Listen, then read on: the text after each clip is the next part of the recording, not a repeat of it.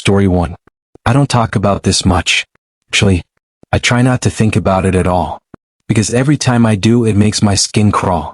Like something inside me remembers and wants to forget again. This happened years ago, back when I was in boarding school. It was one of those quiet suburban campuses where everything looks safe from the outside. I started there in 9th grade and stayed through most of high school. My roommate's name was Weston. At first we weren't close. We were just two kids sharing a room, 2 beds, 2 desks, a tiny closet. But it didn't take long for me to realize something was off about him. It started with this list. One afternoon, Weston handed me a folded piece of paper. No explanation, just this dead serious look on his face. I thought it was some kind of joke, until I opened it. It was a list of things I wasn't allowed to bring into our dorm room. The first few were weird but harmless. No frogs, no mirrors, no salt. Yeah, salt. Who writes that? I remember staring at the paper, waiting for him to laugh. But he never did. He just stood there, blank expression, like it was completely normal. I asked him why, and all he said was, "It's just better that way." That was the first time I realized Weston didn't think the same way the rest of us did. After that, things only got stranger. He used to mutter to himself at night. At first, I thought he was talking in his sleep. But it wasn't sleep talking, it was whispering. Long, fast sentences in a voice that didn't even sound like his. And sometimes I'd swear I heard another voice whispering back. I tried to ignore it. I had friends, I kept busy. But it always felt like something was building in that room. Then came the notebook. He kept it hidden under his mattress, always careful never to let anyone touch it. But curiosity got the better of me. One day while he was out, I looked. It wasn't a diary. It was a list of names. Names of students from our school, a lot of them I recognized. Most of the names were crossed out. And near the bottom, written in that same neat handwriting, was my name. Not crossed out. I remember just standing there, staring at it, my heart pounding in my ears. Why was my name on there? What did it mean? After that, I couldn't sleep properly. I started spending more time in my friends' rooms, anywhere but that one. But Weston knew. He started giving me these long, unblinking stares whenever I walked in, like he could read every thought I had. Then one night it happened. I woke up to this sound, not whispering, not movement, just the sound of breathing. I opened my eyes and Weston was standing over my bed, perfectly still, smiling. His hands were raised slightly, like he'd frozen mid-motion. I screamed, sat up, and he didn't even flinch. He just kept smiling down at me. When I demanded to know what he was doing, he said, "You were talking in your sleep." Like that explained anything. Then he turned around, calmly got into his bed and went back to sleep. I didn't sleep at all that night. The next morning I tried to bring it up. He acted confused. Didn't remember any of it, or pretended not to. But he had this faint smile on his face the whole time, like he was enjoying how scared I was. A few days later, I came back from class and found a snake curled up on my bed. A live one. Weston was sitting at his desk, expressionless. He apologized and said it was just a prank. When I asked where he even found a snake, he looked up at me and said, "What do you mean? They're everywhere." Then he opened a small glass jar on his desk, and the snake slithered right inside, like it wanted to. I couldn't even speak. I just left the room and didn't come back until curfew. But that was nothing compared to what happened next. One night, I woke up again, this time in sleep paralysis. I couldn't move, couldn't speak. And above me, there was this dark, swirling shape. Like smoke but alive. It moved across the ceiling, pulsing, breathing. Then it started to descend. A shape reached out of it, something like a hand, like a claw, scraping across my bed frame. And just when it was about to touch me, it jerked back, like something had burned it. Then it went wild, spinning around the room, knocking things off desks, tearing through the air. And then, it shattered the window. Glass everywhere. That's when I woke up. But the window was really broken. The glass was still falling. And there were claw marks on my bed frame. I looked over at Weston. He was fast asleep. Or pretending to be. I tried shaking him, yelling at him, but he wouldn't wake up. And that's when I realized I didn't want him to. Because if it wasn't him, then something else had been in that room with me.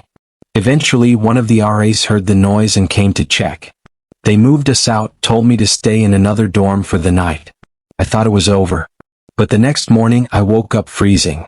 The window in the new room, the one I knew I had closed, was wide open. No wind, no noise. Just cold air seeping in. When I went back to grab my stuff from the old room, Weston was gone. Every trace of him, his clothes, his books, his notebook, all gone. No one told me what happened. The administration just said, he's no longer enrolled. And that was it. I never saw Weston again. Sometimes I convince myself it was all just nightmares, stress, whatever. But then I remember the window, the glass, and the claw marks. And the one thing that always brings that cold feeling back. My name. On that list. Never crossed out. Story 2. When I was a kid, my parents used to send me to my grandparents' farm in rural Pennsylvania every summer. It was supposed to be peaceful, acres of trees, open fields, the smell of pine after rain. But honestly, it was more woods than farm. Endless, dark woods that pressed right up against the back of the house. Every July, for 2 weeks, I'd stay there alone. My cousin Francisco would come later in August. Our parents said it gave my grandparents a break between visits. It didn't make much sense back then, but I didn't question it. The farmhouse had 3 floors, though the third was really just an attic with one finished room, the same room my dad had slept in when he was a boy. That's where I stayed. The ceiling sloped down low on both sides, and a single small window looked out over the backyard and into the forest. When the wind blew, the trees looked like they were whispering to each other. My grandparents went to bed early, before 9 most nights, and my parents had told me not to stay up after they did. So after they said goodnight, I'd go upstairs, close my door, and lie in bed with a flashlight reading comics or play my old Game Boy until I couldn't keep my eyes open. That first summer was normal. The second wasn't. One of the first nights, I was reading quietly when I heard footsteps coming up the attic stairs. Soft ones. Careful ones. Like someone trying not to be heard. Then the doorknob slowly began to turn. My stomach dropped. I clicked off my flashlight and pretended to sleep. I thought it was my grandma checking on me, and I didn't want her to know I was awake. The door creaked open about an inch, then nothing. No footsteps leaving. No sound of it closing. Just silence. I lay there, eyes shut, until I drifted off, or maybe just passed out from fear. The next morning, I told my grandpa about it. He laughed, said the house was old and noisy, and sometimes raccoons got into the walls. But raccoons don't turn doorknobs. And those footsteps had been human. 3 nights later, something else happened. I woke up, or thought I did, because my bed was shaking.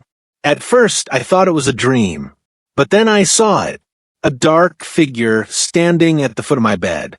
Perfectly still. Watching me. I froze. I couldn't tell if it was my grandpa or grandma. I just shut my eyes and started counting in my head. 1, 2, 3, all the way to 100. When I finally looked again, it was gone. The next morning, my closet door was open, even though I knew I'd closed it. That's when the dread started to grow. I began to think maybe my grandma was coming into my room at night, watching me. It was the only thing that made sense to my 10-year-old brain. So, I didn't mention it again. I didn't want to sound crazy or disrespectful. But every few nights, the same things would happen. The door creaking, the faint footsteps, that awful feeling of being watched. By the time my mom came to pick me up, I was beyond relieved. In the car, I told her everything.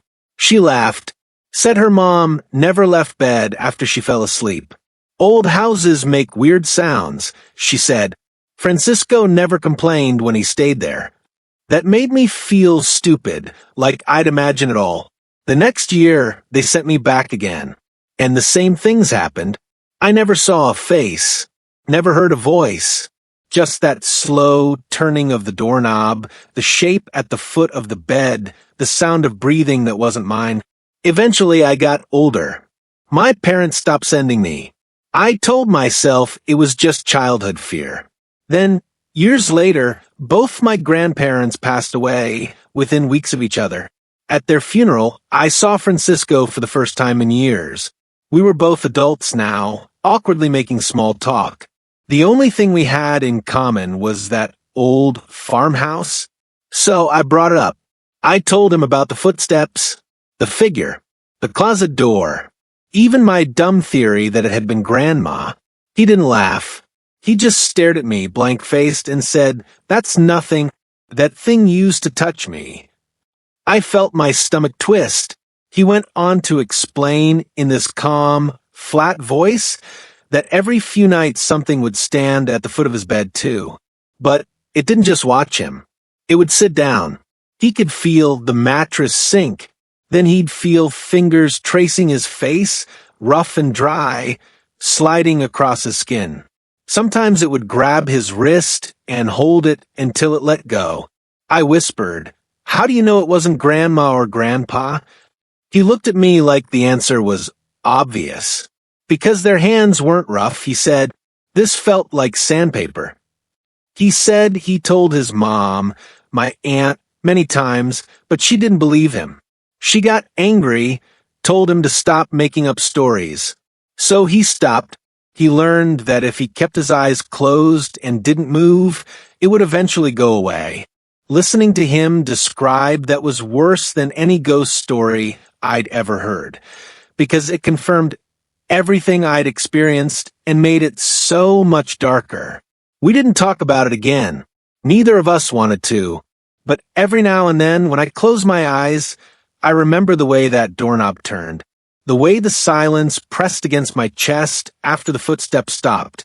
And I still wonder, if it wasn't my grandma coming into that room, then who or what was?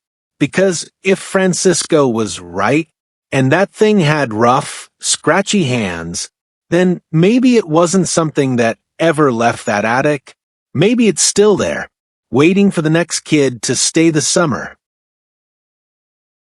Story 3. When I was a kid, my parents and I lived in a narrow townhouse, one of 3 identical buildings pressed so close together that if you opened your window, you could almost reach out and touch the next house. My bedroom was on the top floor. From my window, I could see straight into the room behind our house, maybe 8 feet away at most. For years, that window was always empty, until one day it wasn't. There was a girl there. She looked about my age, maybe 10 or 11, with dark hair tied in a ponytail and a bright yellow sweater that almost glowed in the evening light. She waved. I waved back.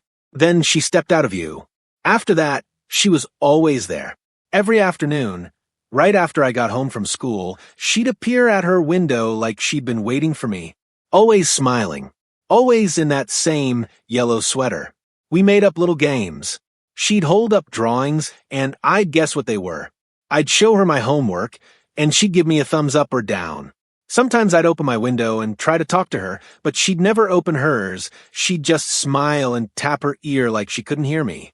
I figured her parents didn't allow her to open the window. One day, I asked my mom about the girl across the way. She said, the Murphys live there, an older couple, no kids.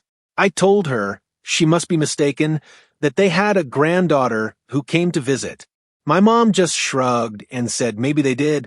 That thought made me sad, though, because it meant one day my window friend might just disappear. But she didn't. Every day at the same time, the girl appeared. Always the same wave. Always the yellow sweater. Then one night, I woke up around 2 a.m. to a faint tapping. I sat up and looked toward my window. The girl was there. She'd never been there at night before. She wasn't smiling. She looked scared. She kept pointing down to something I couldn't see, and then clasped her hands together like she was begging. I didn't understand what she wanted. It was late. The way she stared made my chest tighten, so I crawled back into bed and pulled the blanket over my head. The tapping went on for a few more minutes, and then stopped. She wasn't at her window the next day, or the next. I thought maybe I'd made her mad by ignoring her. But on the 4th night, I woke again to the sound of tapping, louder this time. She was pressed up against the glass, both hands flat. Her mouth was moving. She was trying to say something, but I couldn't hear her. Her breath fogged the window, even though it was warm outside. Over and over, she mouthed the same 2 words. It looked like, "Help me." Then she stepped back, and that's when I saw it. A dark stain spread across the front of her yellow sweater. It looked like mud or blood. I screamed, ran to my parents' room, sobbing. My dad came to check, but when he looked out my window, the girl was gone. They told me I'd had a bad dream, but I knew what I'd seen. The next day after school, I climbed over the backyard fence and found Mrs. Murphy in her garden. I asked her about the girl in the upstairs window. Her smile vanished. She set down her watering can and asked how long I'd been seeing her. I said a few weeks. She asked what she looked like. I told her, dark hair, yellow sweater, about my age. Mrs. Murphy stared at me for a long time. Then she quietly said, "Go back inside, sweetheart." That night, my parents moved my bed to the opposite wall and hung thick blackout curtains over my window. They said it was to help me sleep better, but I knew it was something else. The next day, my mom told me I wasn't allowed to play the waving game anymore. When I asked why, she just said I was too old for imaginary friends. Imaginary friends. That hurt. I wasn't imagining her. I'd seen her every day for months. But no matter how much I begged, my parents wouldn't explain. The girl never appeared again. And eventually we moved away. Years later, when I was in high school, I finally asked my mom again about that girl. She went quiet for a long time. Then she told me what Mrs. Murphy had told her that day. The Murphys didn't have any children, but the family who'd lived there before them did, a daughter named Jenna. She was hit by a car one afternoon, right in front of the house. She was 11 years old, and she'd been wearing a yellow sweater. After that, the family moved away. When the Murphys bought the house, they tried to use the upstairs room, but strange things kept happening. Lights turning on by themselves. Footsteps in the middle of the night. Eventually, they sealed that room completely. My mom didn't tell me all the details. Maybe she didn't know them. But she said Mrs. Murphy was deeply spiritual and believed that the girl's spirit still looked out that window sometimes, waiting for someone to notice her. I'm 30 now.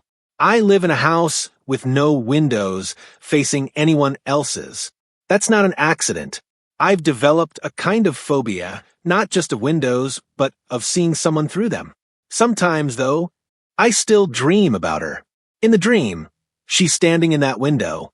Her yellow sweater looks new again. There's no stain this time, but she doesn't smile anymore. She just stares at me, her lips moving in silence. And every time, I wake up before I can read what she's saying. Story 4. It was late November when this happened, just a few weeks before Christmas. The air was cold. The malls were packed, and I was in full holiday mode.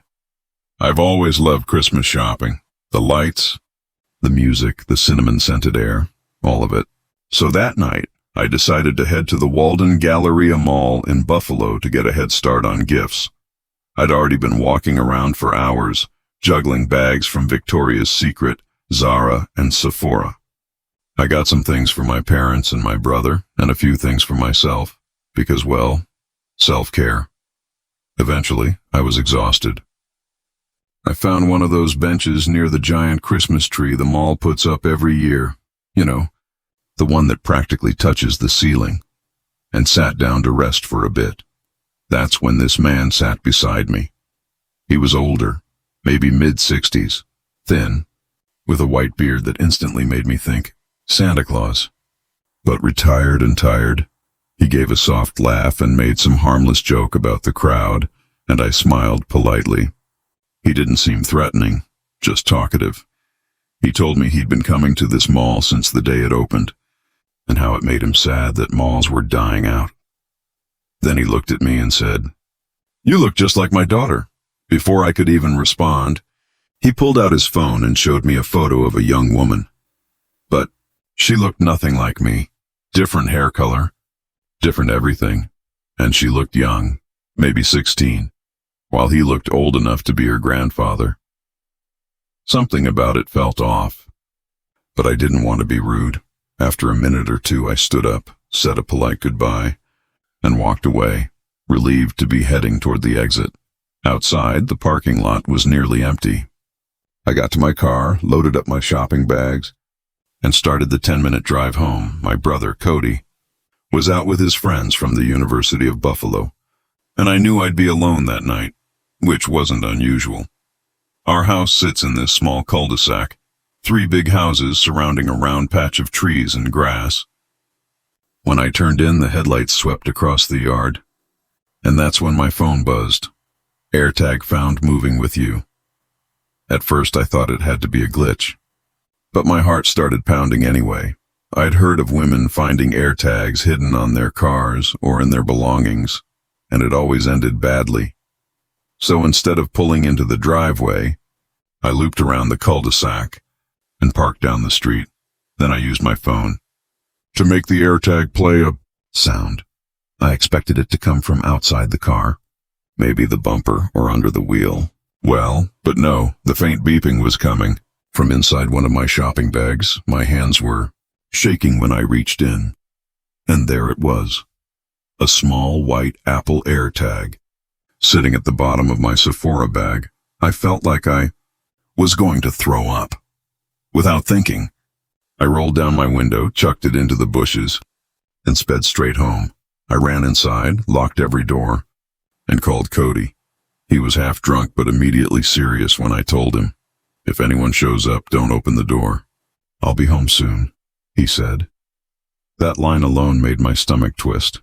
I tried to distract myself, turned on the TV, sat in the living room, but every little sound outside made me jump, and then the doorbell rang, followed by 3 heavy knocks. I froze. The house was dead silent except for my heartbeat. Then a muffled male voice came from the other side of the door. "Hey, Ashley. I think you might have my AirTag." I swear my blood ran cold. I never told that man at the mall my name. It was him. I could see a blurry shape through the textured glass. He said he'd dropped it by accident into my bag, that he just wanted it back. But even if that were true, how did he find my house so fast? I backed away from the door and called Cody again. He said he was already on his way, told me to call the cops immediately. When I peeked back toward the entryway, the man was gone. Or at least, I couldn't see him anymore. I remember exhaling for the first time in what felt like forever. Maybe he'd left.